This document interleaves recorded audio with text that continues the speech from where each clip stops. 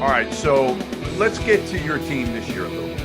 And again, a lot of roster turnover. No different than a lot of other teams, but man, it's hard to keep up, right? You got transfers, leaving, transfers coming in, good players coming back. But I think let's start with the two reclassified freshmen, because they're what has put you in a spotlight right now that everybody is going to look at you. And I think I had you in the top 25-ish prior to them arriving. But Jalen Duren and Amani Bates can be difference makers. Let's start with Amani and his role. I saw him play a lot at the PCM. I talked to him for a long period of time. And the first thing I want to say is I think he gets a bad rap in terms of how people maybe view and talk about him. He is a sweet kid. He's shy. He's quiet. And he is talented, Penn. I think they just to speak on that, they take his competitive edge and they use it to be more of an entitlement phase, a prima donna phase, a guy that's cocky. He's very confident in who he is, and he wants to compete at the highest level. And the way he expresses himself, it bothers some people, but that's just who he is. He's not trying to disrespect anyone. He's trying to say, hey, I'm here to fight. I'm here to compete on every single night. Now, the way that he's played in the past, where he's had to be the majority scorer, and people see him taking a lot of shots and all that, they think that he doesn't want to play with better players, that it all has to be about him. And when I finally started talking to him and building a relationship, I learned very quickly that that's what he wanted to get rid of, that image that people had of him. He wants to play with better players, and he wants to be a part of a team. And getting him here, I understood that about him. He wants to be the guy that be the team first guy. He wants to be the guy that averages 6 to 8 assists. Yep. He wants to be the guy that wins all the scoring and everything. He's done that in his career at the early age. He's only 17 years old. Yeah. And you think he was 30 years old by the way that people have, put him in the spot over all these years. And it's been unfair. He has admitted to some immaturity in some phases of his career, but it was so much pressure. He was just trying to get the pressure off of him. But as far as an unbelievable player, showing leadership through his hard work, being a great teammate since he stepped on campus, it's been a blessing to have him here. So when I saw him 2 years ago, it was just score. That's all I saw from him. Mm-hmm. This past summer, and I said this to him, the thing that really blew me away was his court vision and his ability to pass. Now, he's still a scorer at his core. Yeah, for sure. No doubt about it. But he's got some of that, and who better to learn the point guard spot and how to do everything than you. So how much do you envision playing him at the point this year? How will you use him? Yeah, I will play him at the point a lot. Obviously, smaller guards are going to try to get under him. But he's going to, by the time season starts, he's going to know because we have fantastic guards that get up and pressure him. And he's actually game mode already right now in practice because of Tyler Harris, because of Alex Lomax, and because of those guys that can get up and pressure. So he's learning on the fly, but I'll play him at the point guard a lot. But the one thing that he doesn't get credit enough is the vision, the passes that he's made already in practice. Man, when he has the talent around him, he looks special. It looks very good. Yeah. Things that people probably hadn't seen him do on the previous teams that he's been on, he's doing that now. But he's always had that. You can tell that doesn't happen overnight. Right. He's always had that. He's always kind of pretty much had the mindset, I got to do what I got to do. If I got to go get 40 or 50 for us to win, I got to do that. Now I know I don't have to get 20, 30, 40, 50 every night. I got a better cast. Yep. He's learning how to use this guy. It's kind of liking it to how LeBron did when he first went to Miami, when he had Ray Allen, Mike Miller, Shane Battier, and all those guys around. And D-Wade, he's learned how to utilize playing with Chris Bosh and all those guys. That's what Emoni's doing right now and loving it.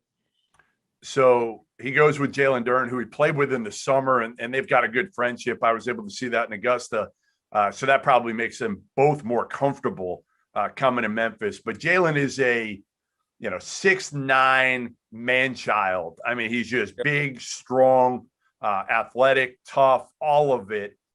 The one thing he's not, Penny, or I didn't see it as much, is super skilled. But my guess is Rasheed is going to work with him on that all day, every day to kind of expand that game and be able to step out and shoot it from the perimeter. Describe Jalen's game and kind of, again, how you foresee him fitting in with you. The great thing about Jalen's game is He is who he is. He knows who he is. He doesn't even apologize for knowing that he's a rim runner. Really? That he catches lobs, that he rim protects, that he sets great screens, he sprints in the screens. That's great. But what he also knows is that I want my game to evolve. He wants to be a higher skilled player with the ball in his hands. He wants to be able to stretch it out to the NBA three. He wants to be able to, which we're going to have him doing, flash to the mid post and play out of it like the Princeton set, like the Joker does, Jokic does in Denver. You know, he can do all. He's a great passer, has a high IQ. So to me, he's a guy that doesn't have an identity crisis. Whatever any team that wants him to do, he's going to do it to the best of his ability. And he's going to understand that this is what's going to help us win. And he's willing to do whatever it takes. And both kids are very coachable.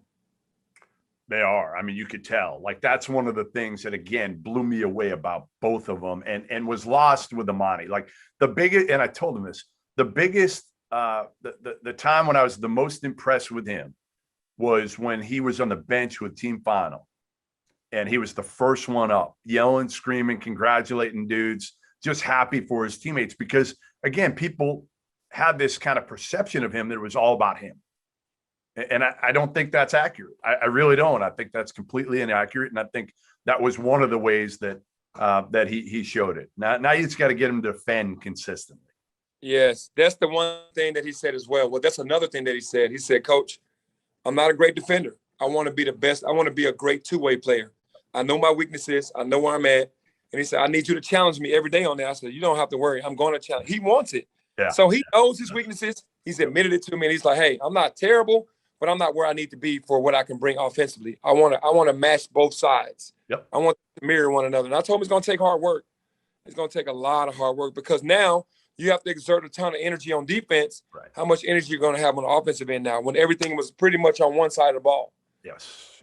But he's ready for that challenge.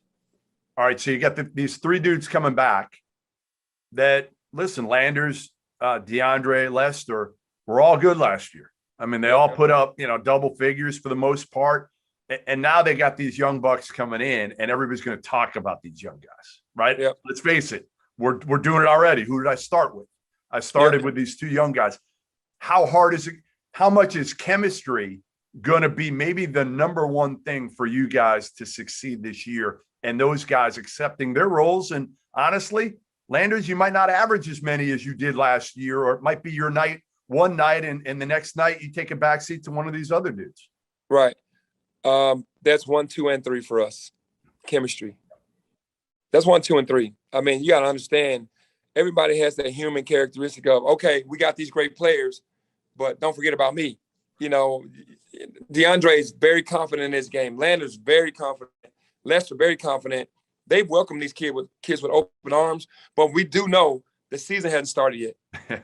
Once the season starts and it isn't about you, how are you going to respond? And that's how our season is going to go.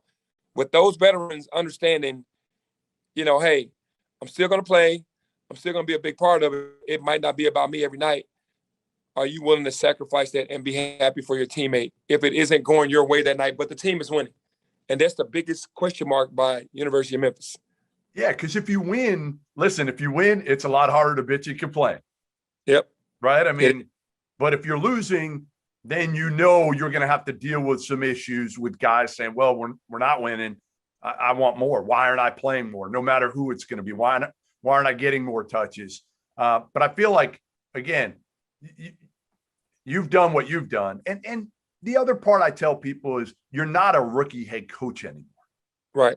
Right. What have you learned over the first few years now that you feel so much more comfortable taking on a team like this that has – you had it a couple of years ago with expectations, certainly with Wiseman, with Precious, with Boogie, that group coming in. Now, you didn't get to coach them the way you wanted to.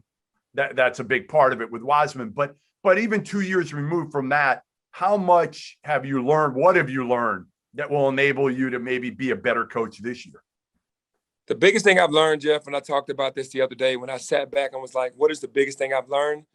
It's almost like the Greg Popovich way. The culture overrides everything. Yeah. Where in the past, you kind of let some players kind of get away with some things and still play. Yeah. Now there's non-negotiables and zero tolerance if you're not buying into every single thing that we do. We're going to actually play the players, that are going to do exactly what I'm telling them to do. And I know we'll win that way. Yeah. You'll make an NCAA tournament. You'll compete against the better teams. If we do that and hold them accountable and keep them on that path, then there are no excuses. You actually have to do exactly what we're saying. That's from the stars, from Emoni to Jalen to Landers to Lester to DeAndre. Nobody's an exception to that rule. You can't bend a little bit, because if you do, you lose your team. That's where I've grown the most, because in the past, being a player, you kind of allow players to, to mumble here, to be, unhappy here or there. Because you've seen it. You've seen it. You've probably done it in the past. Right. Let's be honest. Yeah. And then you just go, okay, the coaches that win, these are the rules. It's in black and white. You see it. If you can't abide by those rules, then you can't play, or you won't play much. Right. Especially in college, right, Penny? Yeah. In college, you have to. Right. The league is different. College, you have to believe in that culture. You have to sell your culture. What else is the key? You mentioned chemistry is obviously number 1, 2, and 3. All right, after chemistry, if I said to you, with a team, what is the key? Is it point guard play? Because again, to me, you can't win at the highest level without quality point guard play. Amani, Alo, I mean, what do you do here if the Amani experiment doesn't work at the point? Well, our thing is by committee. We have so many guys. We have point forwards in DeAndre Williams. Yep. We have point forwards in Earl Timberlake. Yep. So it's like the way we run our offense. You don't have to have like the stereotypical PG, because we're not a system. We play out of concepts. Right. So that helps us not having to have a floor general every single time bringing the ball up to get us calmed down, to get us organized and all that, which is what great point guards do. For us, we can take a 6'9" guy and have him bring the ball up and still get into our stuff. Earl, I saw is injured. He had surgery in the offseason. Yeah, he's like 90% right now. So he's almost back to 100. And he is a phenomenal piece for us to have because of his toughness, his playmaking ability, his winning attitude. Just love everything about him, man. He's an assassin. What don't you have on this team that you wish you had? Is there anything?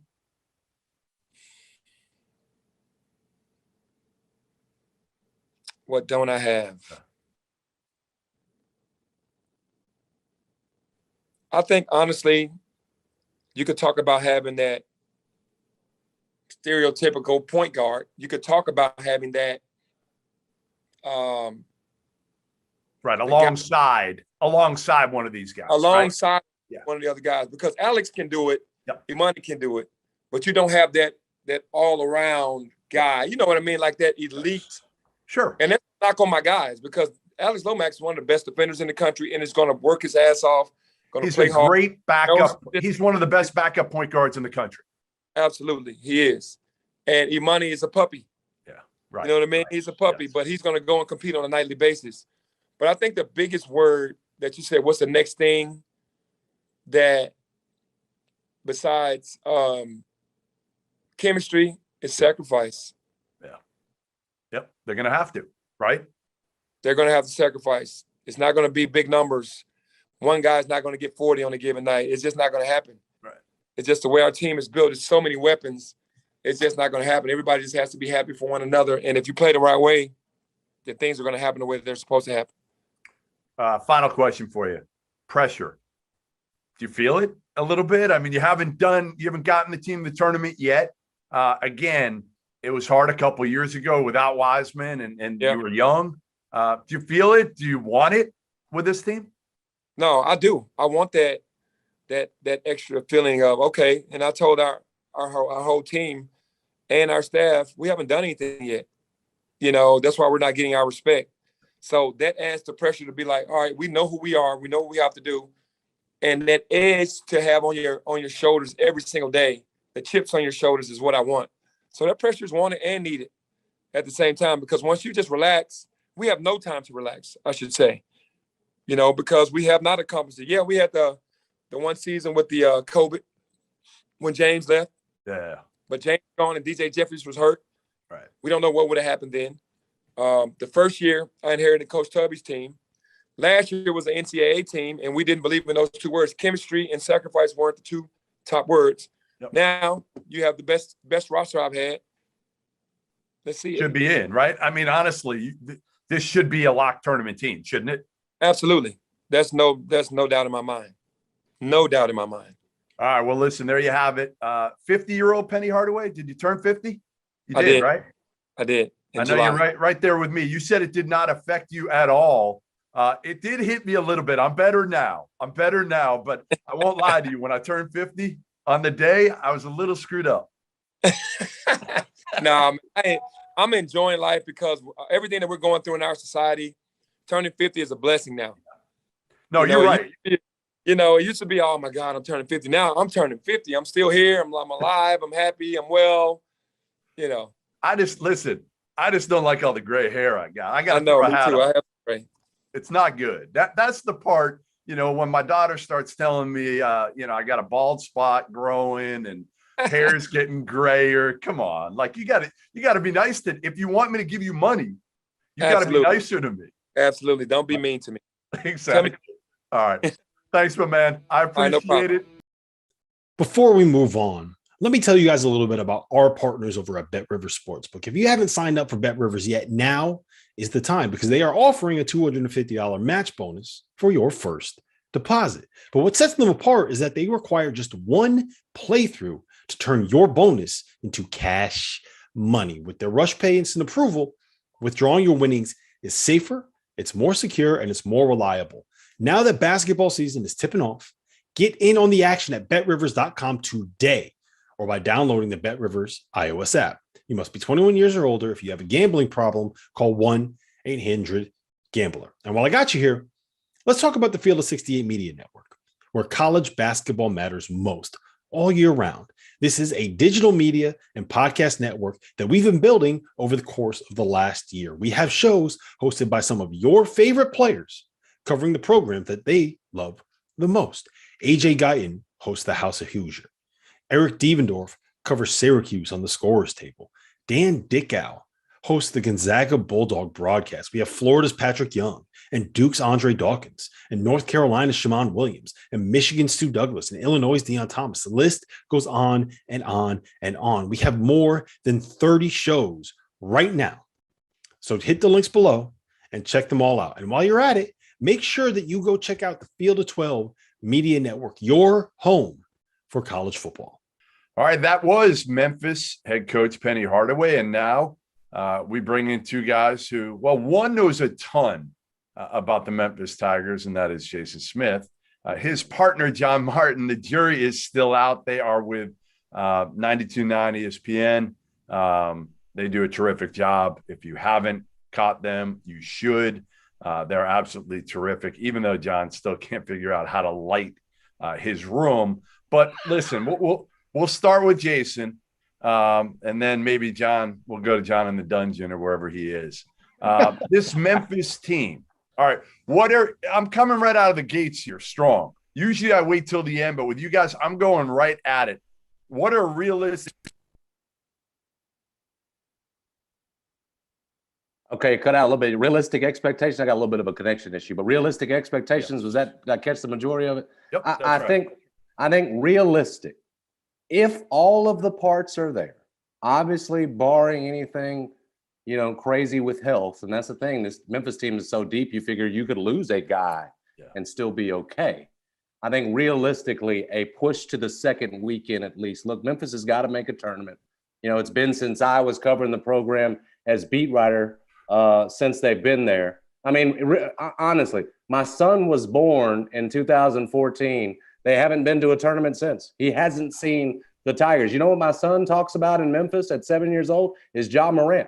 It's time for the Tigers to get back to a tournament. But back to the point, I think realistically, with this kind of talent, and Jeff, I think you'd agree, you're talking about, top 5, top 10 level talent in the country. A second weekend push is a realistic expectation. And I think my partner would probably agree with me.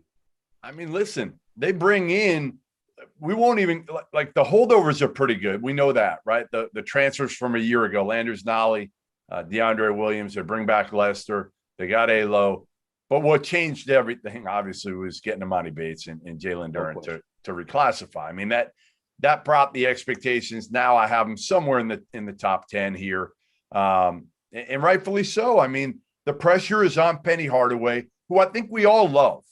Right, John? Don't we all root for Penny Hardaway? I mean, he is the coolest dude in college basketball. We want him to do well. I want him to do well so I can come down there and maybe sleep a night in that basement down there. But yes, that's where I'm at right now. I'm in the basement. That's where I get a lot of my work done.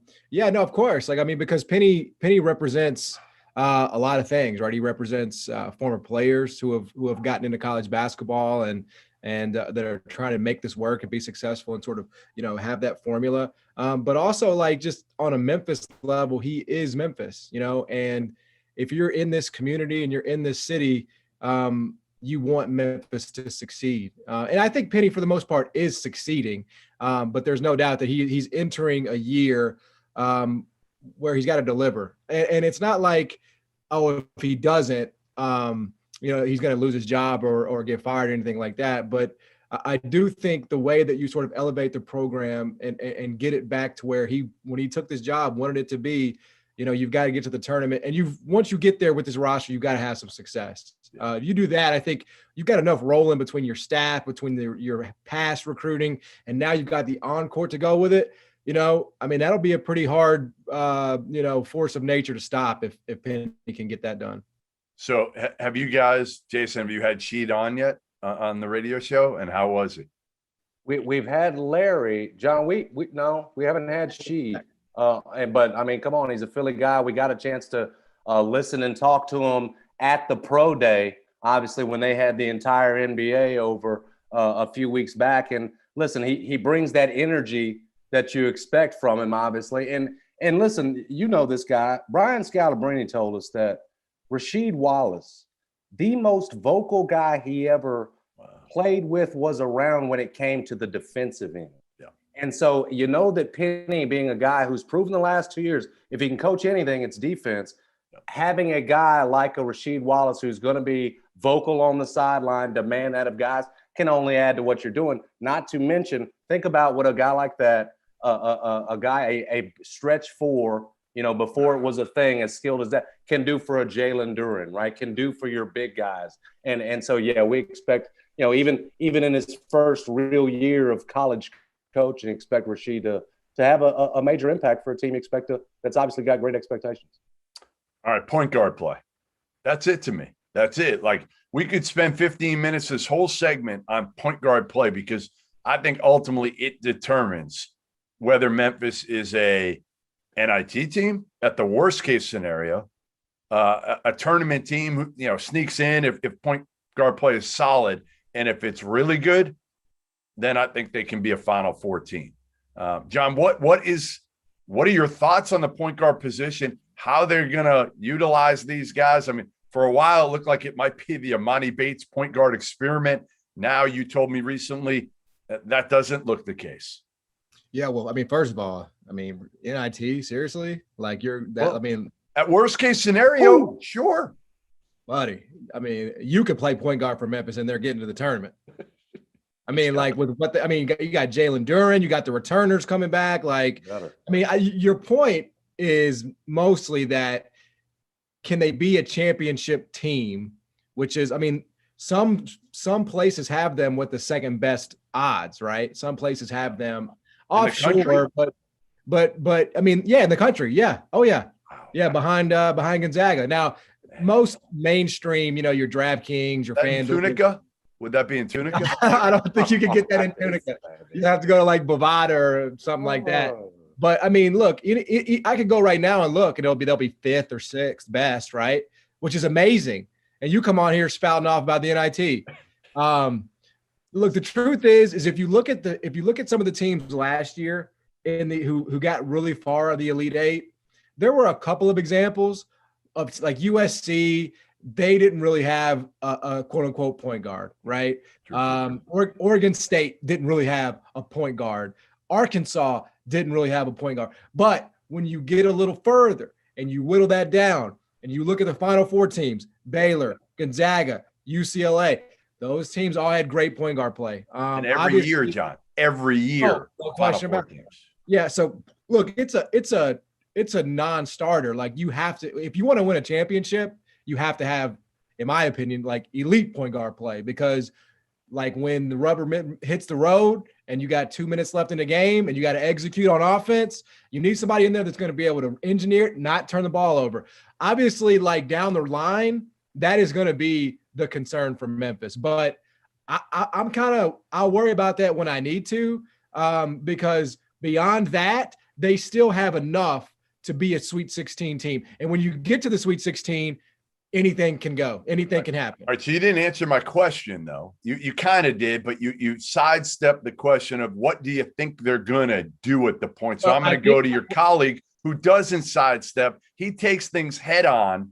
He doesn't try to, go over here and here. So, Jason, what do you think they do at the point guard spot this year? Oh, I think eventually we see the guy spending the most amount of time there is Alex Lomax. You did. Unfortunately for Penny, right, he should have been the answer already. Because here's the thing, Jeff. Penny, unfortunately, has offset what's been tremendous coaching on the defensive side, right? Top 5 in defensive efficiency the last 2 years by their inability to sort of answer that point guard question. Right. They've been in the 300s in turnover percentage the last 2 years, offsetting this talent, right? And this excellence that they've been able to establish on the defensive side. And so getting that question answered has sort of been the one thing that's really held them back. And here you are again going into a year with, hopefully you're figuring, okay, Alex Lomax Sr. can get it done for you, but he hasn't been able to answer that call, at least consistently to this point. You got Amani Bates that you're trying to put in that position at times and say, hey, go do something that's not your natural calling. Your natural calling is as a scorer. So you're going into this with the question unanswered. And again, without that surefire, okay, here's that answer. So, no, do I think it leads to, if it all goes wrong, an NIT appearance and not making the tournament? No. But do you have to get out of the 300s when it comes to turnover percentage and it stop letting it, be so embarrassing? Absolutely. And you get that licked, I think you're talking about this team doing what it's supposed to do. I'm with you with Alo, because he's never had 4 dudes around him like this either. And now he's a veteran. Here we go. I like Alo. Listen, I'm not saying he's like the end all be all, but you know what he is? He's tough. He can make the right decisions. Steady. He doesn't need the ball. Like, he doesn't need to score. He doesn't need his shots. He's not going to be hunting. He'll just be doing what, honestly, they're probably going to need. A point guard is, again, guard, distribute, lead. I just don't know what it says. It's not a great compliment, right, about a player when you say, well, as long as he just has 2 top 5 NBA draft picks in the backcourt with him, right? Like that's not like a ringing endorsement of Alex. I mean, I get the point. He can be like Avery Johnson. He can be like the college version of Avery Johnson or something like that. Is it the point, though, that really anybody should be able to handle that duty? Right? Because the point is not about Alo. It's about, Alo's not going to F it up. Okay, right. Well, there should be more than one guy on that roster capable of not effing it up, right? Yeah, they don't have that. They don't have that point guard, and so they've got to be creative and figure it out. But I think again, we talked about Alo. Yeah. Me and Jason argue about this. We don't argue. We sort of argue about it from other people's perspective. Like, we both agree that Alo has a place on this roster. He can contribute. There is a place for him to produce. Like, he's a winner, right? He wouldn't be your guy, though. He would not be your starting point guard. Well, obviously, no, because I think his offensive limitations sort of really fly in the face of everything else you're trying to do. Like, you've got Emoni Bates, you've got Jalen Duren, you've got DeAndre Williams. All these guys are very capable of doing multiple things. Even Jalen Duren, you want to throw him in there, he can probably step out and shoot a little bit. And then you have Alo, who can't do any of that. Yeah. And so it's almost like the Tony Allen effect with the Grizzlies back in the day, right? Like, they just decided, okay, you got a bum hamstring, you can't shoot, we're going to completely ignore you. Yeah. And the good teams, right? Like, there's no on ball penetration that you're trying to stop with Alo. You're just going to sag off him. Any good team's going to do that, right? You're going to rondo him. had Even that Rondo. long. Yeah, and Rondo, by the way, had to learn how to shoot three, stay in the lead. Yeah. I mean, it's just true. So I mean, I hear you. it may be the It's best been option, the but story of that Alo's career. That right there has been the story of his career. I hear you. I like Alo. Do I love him as a starting point guard? No. I just think he might be the best thing for this team out of the gates, especially for two freshmen that honestly are going to need to get the ball in spots where things can be a little bit easier for them, because otherwise you're going to have Amani Bates taking some low percentage shots. I would rather make sure that those guys come out of the gates with some confidence, don't struggle early. Yes. And I think Alo's the best way to do that. I agree. I just think that's more of an indictment of the options. That's You know fine. what I mean? Yes. Like I like That's why fair. after 4 years has Penny not been able to get another point guard? Yeah. See, I think John's on to something. You love Penny down here, want him to succeed. Yeah. But remember, he tried to upgrade. He went after Devontae Jones, who ended up at Michigan, right? You ended up not getting that question answered. And listen, Jeff, if Kenny Chandler, who's out of Memphis, ends up at Tennessee, and he's a general for them in year one, and you're still trying to answer the point guard question halfway through a season, most folks expect you to be a top 2, top 3 seed in the tournament. That's going to reflect that. That's on Penny. And I'll go through it. Listen, I'll read you some names right now of point guards who transferred this past year. Texas gets Marcus Carr. Kansas gets Remy Martin. Baylor gets James Akinjo. As you mentioned, Devontae Jones to Michigan. Kentucky gets Severe Wheeler. I can go on and on and on. So you are right. They struck out in a position that they couldn't really afford to strike out. Okay. Penny talked a little bit when I talked to him here about sacrifice. What's the most important thing of this team? It's sacrifice, being unselfish, chemistry, all of that. Are you bought in? Are you guys hearing anything? I mean, it's so early. It doesn't matter in the preseason. Guys can say whatever the hell they want until their time is cut into or their numbers are cut into. They can say whatever they want at this point. Are you concerned about this, Jason? I was going to say, John, take it because we're already here. We were discussing this. Okay. Penny may very well already be talking about Landers Nolley, Jeff. And John and I were talking about this on the show today. Landers Nolley, who did not play in their first exhibition game, Penny said was disciplinary. Look, connect the dots. If Pierce has decided, you know what, Imani's going to be better off at the 2. He's more of a bucket than this one experiment. Let's simplify things. Go to Alo like you talked about. Well, who's got to sacrifice in that situation? Yeah. It's Landers Nolley, who's expecting to be the starting 2 guard on a team that when Imani gets here, he's told Imani will be the 1. And so here you have it already, Jeff. We're wondering if Landers, I'm pointing to John because he's been on this for a while, if Landers is going to play in game 2 of their exhibitions here on Sunday, or is this going to bleed over into the season? But when Penny talks about sacrifice, it's not for guys like Emoni Bates and Jalen Duren. They're going to be not out there. sacrificing. It's for guys like Nolley who have already been all AAC first team, right? But in this situation, may need to come off and have a new role as a 6th man. I mean, we're already sort of seeing it here before the games even officially kick off or tip off. John? Yeah, I mean, it was interesting because we got a chance to go to the pro day, the first day of the pro day here. And can we curse on this? Yeah, you can. Yes. Okay. Is your daughter near you? My son's in the other room. I got the head. Go ahead, John. You must let it out. But basically, Penny said, it's not about your fucking feelings. Yeah. That was his message as Penny was wrapping up. I don't care about your fucking feelings. We're trying to win basketball games here. And I know he was talking to the team, but he was really talking to a select few individuals, right? And look, that's a challenge that every college basketball coach who has this. I mean, it's no coach with this talent is immune to that. Those conversations are always being had. It's a unique mix here in Memphis, though, as it usually is. And so, yeah, of course I'm concerned. Of course I'm concerned that 4 guys are sitting out in the first exhibition game.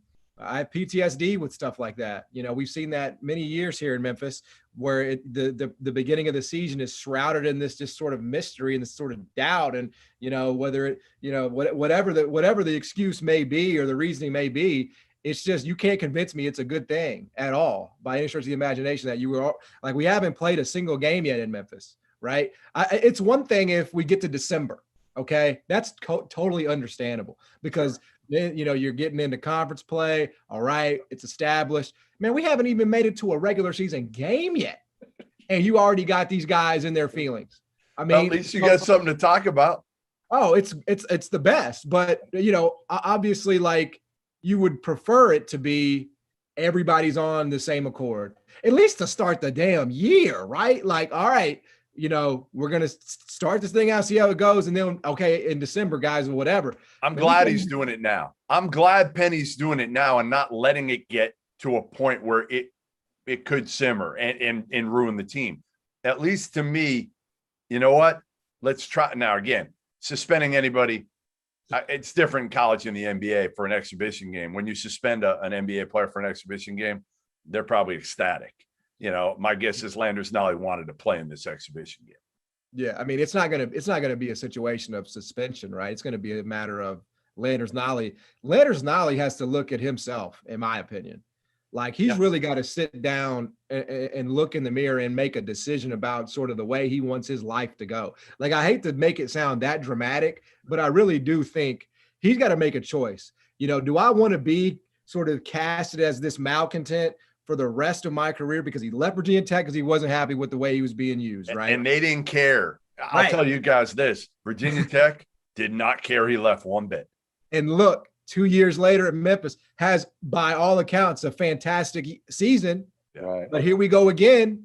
How do you want to be perceived in your basketball career, man? Because you have that choice to make right now. You can buy in. He's going to get 26 minutes a game regardless, right? Good. It's just a matter of title. This is all about ego. So you have a choice to make. Do you want to be a part of potentially the most special season of your basketball career, or do you want to walk away and forever be labeled a malcontent, not happy, bad teammate, cancer, whatever?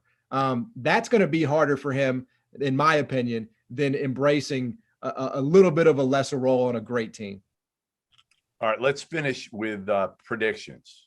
I'm going to nail you guys down here. Let's go through it right now. And I mean, the biggest question is what? Are they going to win? Are they going to win the AAC? It's them in Houston. Yep. And by the way, this conference is completely falling apart. It's going to be a complete joke soon. It's going to be a joke. It's Memphis, Rice, Wichita, and what's that? Rice is coming to help stabilize. I can't wait till you're covering FIU and FAU games. Oh, I'm actually leaving with Houston and Cincinnati. You're going. Yeah, I'm going to Big 12. Breaking news. Yeah. The duo's splitting up, or That's at least right. maybe he's just going. I can't blame him in this case. It's that bad. So, all right. So, Jason, give me your prediction for this team. What do they do in the regular season? And then I know it's a crapshoot in the NCAA tournament, but how far do you think they go? Oh, I think they're going to end up getting things figured out here to the point they, that talent shines through. They're the best team talent-wise in the AAC by far, and that's with a tip of the cap, obviously, to Kelvin Sampson. I don't think Houston, quite frankly, has got anything for Jalen Duren, who is going to be an absolute terror inside. 17 like Amani, but that physical difference is he's a grown man in there. I don't think the AAC's got anything for him. So 18-game schedule in the league, I think you're only talking about 1, 2, 3 losses top. So there's 15, 16 wins. And then in the regular season, it's going to come down. If you're going to be the 2 seed that some think you can be, maybe better, it's that Tennessee-Alabama swing. And I think if Memphis can at least split there, not have any, you're at Ole Miss, not having any drop off there, win the other ones you're supposed to win, then we're looking at a 2 seed that's probably only got 3-4 losses. I think anything more than that in this conference this year, where you owe some of these teams, Jeff, like there can't be any letdowns against Tulsa this year. Right. Frank Haith swept you last year. Can't be doing that. Then you're looking at, a 3-4 loss team top that's won the AAC regular title, the tournament as well, and goes in the NCAA tournament as a 2 or 3 seed. John? Yeah, so 31 is it 31, Jason, or 30? It's still 30 for now. They have not added that other game. Okay, so I am going to say 25-5, I think that I would have Regular gone season 5 losses. Yeah, Regular because season 5 losses. I'm hedging a little bit based on the instability here. I'm adding one more loss than I would have thanks to the instability here. So I think 25-5, 16-2 in your league. And I think you win the league. And then I think 25-5, you're either the first 3 or the last 2, if I had to guess. And then I think you at that point are a second weekend team. I think this is a second weekend team. And, once you get there, right, all bets are off. So 25-5, you win your league for the first, it's time. It's got to get done. It's a little bit like the 76ers and the Knicks the other night, right? The Knicks had lost like 17 in a row to the 76ers. Yeah. If they weren't going to win that night, when the hell were they going to win? I kind of feel like that about the AAC this year. Memphis has never won the AAC. This is the year they have to do it. I think they do it. Yeah. And I think they get a 2 seed, the last 2 seed, and then they're a second weekend team. Yeah, listen, I'm on board. 25-5 sounds probably about right to me. I might have said 24-6 at the end of the day. I just think they're going to go through their ups and downs early. And then I think they'll figure it out. And I think the coaching staff will figure them out. I also, again, I love their coaching staff. Obviously, Larry Brown, Hall of Famer. I think Rasheed will be great with the players. Yeah. I'm still can't believe they hired Larry Brown with all the NCAA stuff on his record. But the bottom line is the dude can coach. And as long as he can stay up for those late night games, then they'll be fine. They'll be good. I don't know what happens in the tournament. Again, I'm done trying to predict the tournament because of matchups and health and all those other things. But this should be a special year for Memphis. This should be the first time, Jason, that your son gets to enjoy a Memphis Tigers NCAA tournament team. It's so sad, right? This is big. Sad. It's so sad.